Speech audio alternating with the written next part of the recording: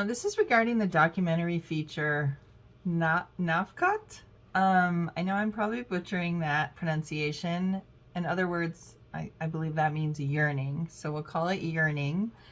I feel like this had all the good qualities of a good documentary. I thought it took me on a journey of these people, the guys that were younger and wanted to learn about their history, their culture, what their family kind of kept hidden from them for a long time. So it kept me interested in them going on this journey with this woman who was coming in to really help this group of people. And it was very informative, and it also just made me question why these people have to struggle with what they have to struggle with these people wanting to kill them and get rid of them. And it just, in 2023, it just seems insane that we're still parts of the world are dealing with this on this level. Is just outstanding to me in a bad way. Generation to generation, I wrote down, I just think it's neat that they teach each generation how to do the blacksmith and the pottery work and the leather work. Really cool to kind of hand that stuff down from generation to generation. The spiritual learning with the having to hide to pray and have these places where they go and they don't show their children until they're older. It's just sad to me that people have to do that. I wrote down a quote from it. Why people hate us. Why do people hate us? Very bad. We live a miserable life. Like, these are just terrible things that people of the Jewish culture in Ethiopia are going through, and really, really sad state of affairs at this point. They have to change, that people think of them in a derogatory way. Second-class citizens looked at as animals. It's just terrible. Social exclusion. I just wrote all these down because there was so much in this that was good, and I thought it was really nicely put together. It didn't really throw anything in my face. It kind of took me on a journey. It didn't spell everything out, but if I had questions, they usually got answered throughout. So I thought it was really well done. It actually kept me wondering for a little while until it got answered. And then I was like, oh yeah, I was wondering about that. So I thought it was really cool to do it that way and not just completely spell it out from the beginning, as far as, a few things that I had questions about. So I thought it was really well done. The order of everything. I thought the conversations between the people were neat to kind of be a fly on the wall and hear them talking. It wasn't just interviews. Just all of it I thought was really well done. Great layout and progression. It was crazy to me that they had built 45 of these places to go pray privately, and now only 15 are in use. But it was impressive while it's, there was that many. And unfortunately, watching what they go through in those, to me, when they were showing them, these people at one of the prayer sites, I don't know how to pronounce the name of it. It's a get him. Anyway, what they do with the sick and put them almost in like solitary confinement was a little wild to me, and I felt sorry for them having to do that. Even though they can come out, I believe, out of the building, they're secluded and dying like that, even though they have people coming to visit. It was just a little odd to me, and I know it was probably cultural, but it just felt very sad to me. That had a very sad feeling for me. And also when the women have their monthly, when they described that whole scenario, it was interesting. There was just some very informative stuff that, I had no idea about. So I just thought it was really well done, and you guys are going to do well with this. And it's probably going to be on one of the big streaming platforms, or it should be. So great job to you guys. All right, I just finished watching NAFKOT. I believe I'm probably saying that incorrectly. I believe that's the correct pronunciation. The translation was "Yearning," which I thought really did match strongly the themes of the piece. I thought this was a fascinating documentary because I was so unfamiliar with the backdrop. There was multiple layers of the piece in terms of self-identity. I believe it was in Ethiopia. I'm sorry if I'm incorrect about that. Sort of genocidal backdrops, changing of cultures, Judaism taking place in taking over in a place in which you might not think is the natural home for it. I thought all these dynamics really created a very interesting sort of international and political and human construct and deconstruction. I would rather say of a particular condition and of peoples that are present in not just in this area but around the world and throughout human history. And I thought there was a really fascinating approach in terms of chronicling time through the blacksmithing work, through the young characters dealing with the elders, and sort of everyone recounting how the past affected them, and how some people were hiding from the past, others were embracing the past, and others were sort of very eager to restructure what was the nature of the history and the future all in real time in a way that not everyone around them was comfortable with. So I thought it was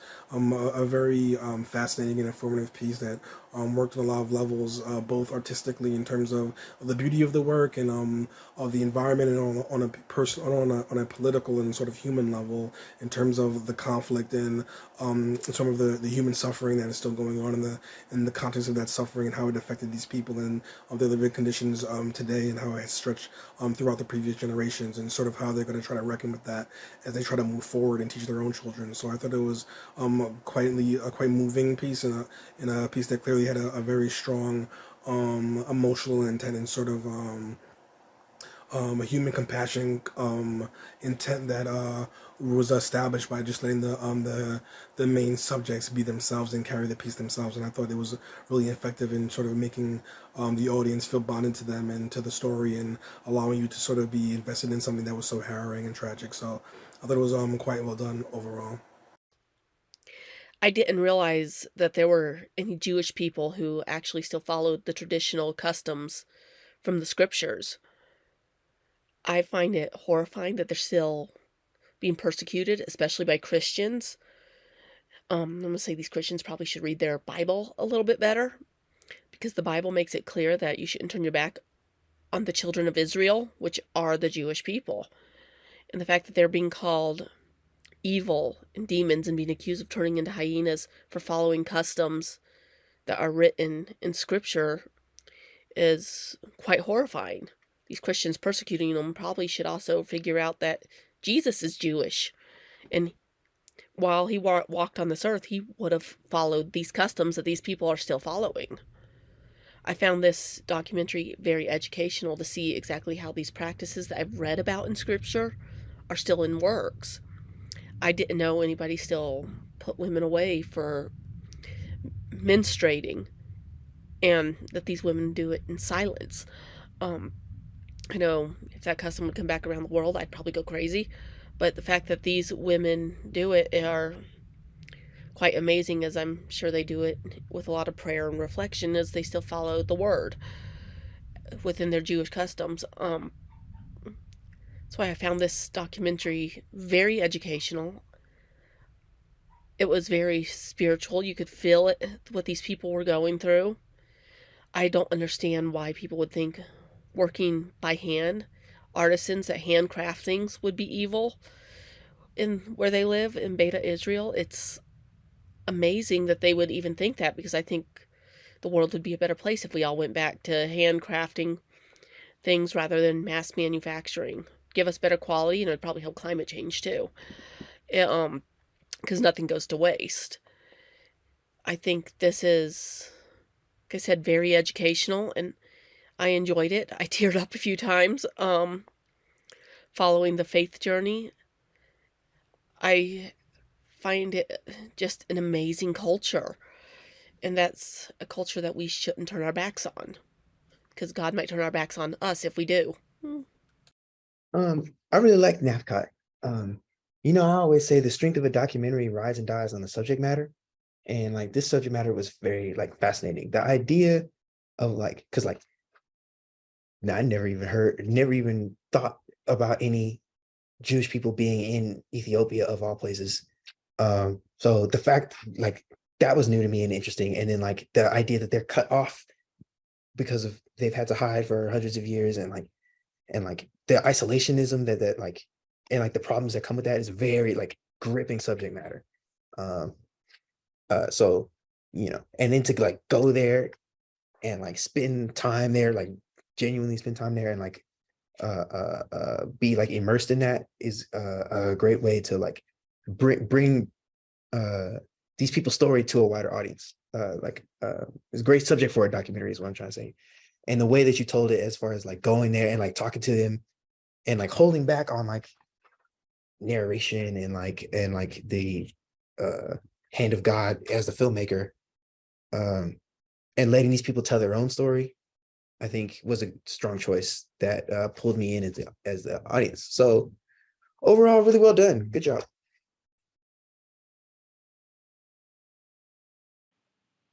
Right from NAFKOT's first image, you know what this film is going to be about.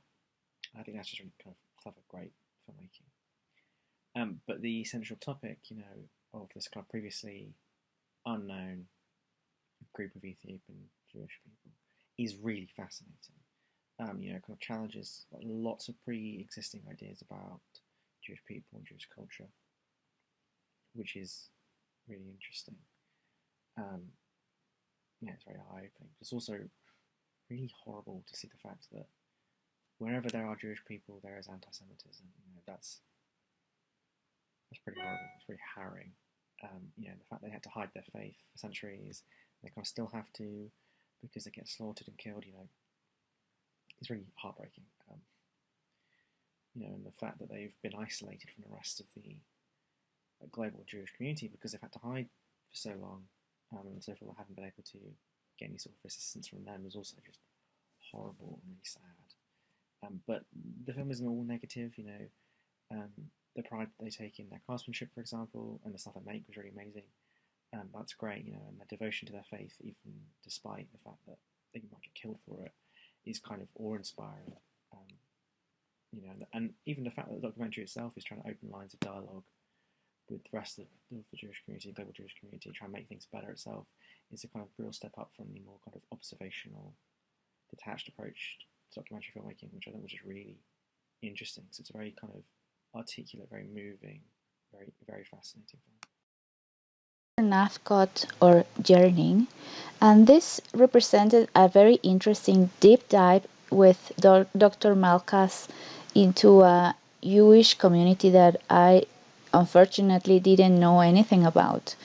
They touch on the different things they do to survive. That's weaving, some craftsmanship, pottery, this Jewish community in Ethiopia, and how they have to hide their synagogues or place of praying. They call them gedams.